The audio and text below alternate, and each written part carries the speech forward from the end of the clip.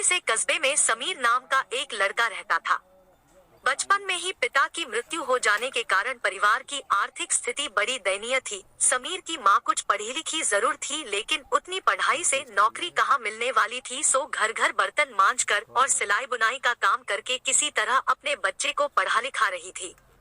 समीर स्वभाव से थोड़ा शर्मीला था और अक्सर चुपचाप बैठा रहता था। एक दिन जब वो स्कूल से लौटा तो उसके हाथ में एक लिफाफा था। उसने माँ को लिफाफा पकड़ाते हुए कहा, माँ, मास्टर साहब ने तुम्हारे लिए ये चिट्ठी भेजी है, जरा देखो तो इसमें क्या लिखा है। माँ ने मन ही मन चिट्ठी पढ़ी और मुस्कुरा कर बोली, बेटा, इसमें लिखा है कि आपका बेटा काफी होशियार है। इस स्कूल के बाकी बच्चों की तुलना में इसका दिमाग बहुत तेज है और हमारे पास इसे पढ़ाने लायक शिक्षक नहीं है, इसलिए कल से आप इसे किसी और स्कूल में भेजें। यह बात सुनकर समीर को स्कूल न जा सकने का दुख तो हुआ, पर साथ ही उसका मन आत्मविश्वास से भर गया कि वो कुछ खास है और उसकी बुद्धि तीव्र है।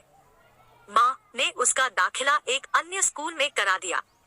समय बीतने लगा। समीर ने खूब मेहनत से पढ़ाई की। आगे चलकर उसने सिविल सर्विसेज परीक्षा भी पास की और आईएएस ऑफिसर बन गया। समीर की माँ अब बूढ़ी हो चुकी थी और कई दिनों से बीमार भी चल रही थी और एक दिन अचानक उनकी मृत्यु हो गई। समीर के लिए ये बहुत बड़ा आघात था।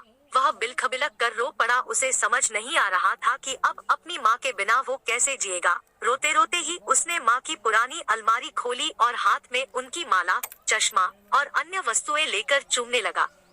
उस अलमारी में समीर के पुराने खिलौने और बचपन के कपड़े तक संभाल कर रखे हुए थे। समीर एक एक कर सारी चीजें निकालने लगा और तभी उसकी नजर एक पुरानी चिट्ठी पर पड़ी। दरअसल ये वही चिट्ठी थी जो मास्टर साहब ने उसे 18 साल पहले दी थी। नम आंखों से समीर उसे पढ़ने लगा। आदरणीय अभिभावक, आपको बताते हुए हमें अफसोस हो रहा है कि आपका बेटा समीर पढ़ाई में बेहद कमजोर है और खेलकूद में भी भाग नहीं लेता है। जान पड़ता है कि उम्र के हिसाब से समीर की बुद्धि विकसित नहीं हो पाई है, अतः हम इसे अपने विद्यालय में पढ़ाने में असमर्थ हैं।